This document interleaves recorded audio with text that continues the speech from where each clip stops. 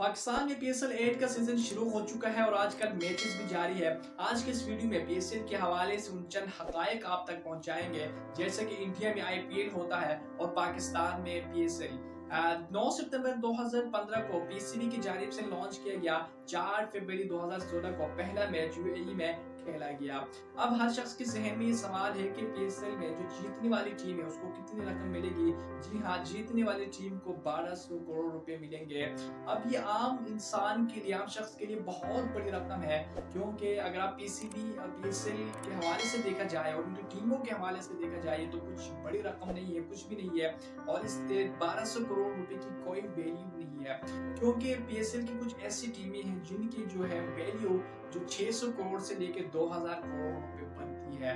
अगर हम इस पूरे टेन्योर की बात करें कि इसमें टोटल कितना अखराजात पे होते हैं, इसमें टोटल जो अखराजात है 1.4 जो कि 1400 करोड़ रुपए बनते हैं। पीएसएल का एब्रिविएशन है पाकिस्तान सुपर लीग। अगर हम यहाँ पे पीएसएल के बिजनेस मॉड्यूल के हवाले से बात करें तो कुछ यूं है, इसमें पाकिस्तान के मुख्तलिफ शहरों से टीमें हिस्सा लेती है और आपस में मुकाबला होता है।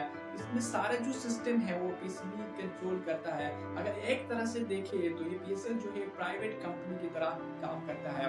अगर पीएसएल के रेवेन्यू मॉडल के बारे में बात करें तो ये 4 चीजों में मुश्तमिल होता है। सबसे पहले ब्रॉडकास्टिंग जो टीवी चैनल के थ्रू हमें दिखाया जाता है, और दूसरे नंबर पर जो है वो प्राइवेट कंपनी जो टीमें पाकिस्तानी जो पीएसएल की जो टीमें हैं वो प्राइवेट कंपनी के थ्रू ऑन किया जाता है, और तीसरे नंबर पर जो है स्पॉन्सर, और चौथे नंबर पर है पीसीबी सारे सिस्टम को गवर्न करता है। इनके हवाले से बात करें तो पीसीबी कितना अर्न कर लेता है, जिसमें 2 वे है जिसके जरिए पीसीबी अर्न कर लेता है।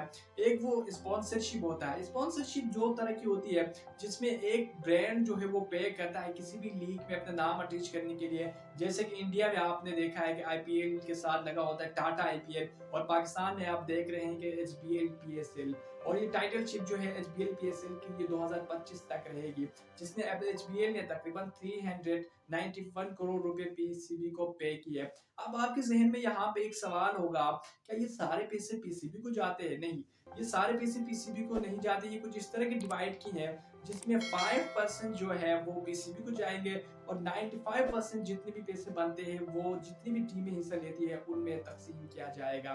आज की इस इंफॉर्मेटिव वीडियो खत्म हो गई। आज के लिए इतना ही, मिलते हैं नेक्स्ट वीडियो में। अल्लाह हाफिज।